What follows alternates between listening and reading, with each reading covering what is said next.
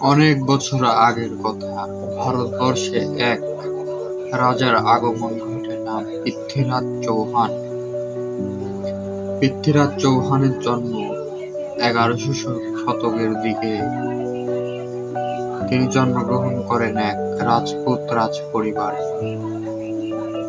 ছোটবেলা থেকেই তিনি তরোয়াল চালানো এবং ঘোড়া চালানোর প্রশিক্ষণে অনেক দক্ষ ছিলেন। পৃথ্বীরাজ চৌহান খুব অল্প বয়সে তিনি রাজ্যের শাসনভার তার হাতে তুলে নেন।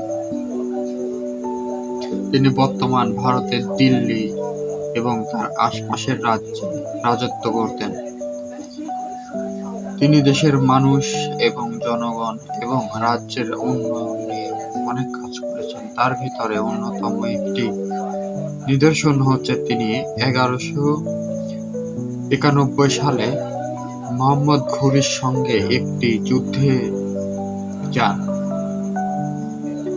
এই যুদ্ধে তিনি জয়ী হন। পরবর্তী বছর 1192 সালে আবার মোহাম্মদ ঘুরি ভারতবর্ষ দখলের জন্য পৃথ্বীরাজ চৌহানের রাজ্যে আক্রমণ করেন। সেই যুদ্ধে পৃথ্বীরাজ চৌহান পরাজিত হন এবং বন্দী হন। তাকে বন্দী করে নিয়ে যাওয়া হয় মোহাম্মদ ঘুরির রাজ্যে। সেখানে তার চোখ উপড়ে তুলে ফেলে দেওয়া হয়। তিনি 1991 সালে যেই যুদ্ধটা করেছিলেন, সেই যুদ্ধে যদি তিনি মোহাম্মদ ঘুরিকে মুক্তি না দিতেন, তাহলে 1192 সালের যুদ্ধে তিনি পরাজিত হতেন না।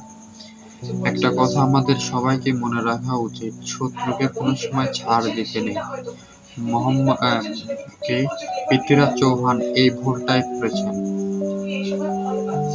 এই ভুলটার কারণে মোহাম্মদ ঘুরি তাকে পরবর্তীবার যুদ্ধে হারিয়ে দেন এবং তিনি পুরো ভারতবর্ষের ইতিহাসই পাল্টিয়ে দেন। ভারতবর্ষে মুসলিম শাসনের আগমন ঘটে মোহাম্মদ ঘুরির বিজয়ের মাধ্যমে।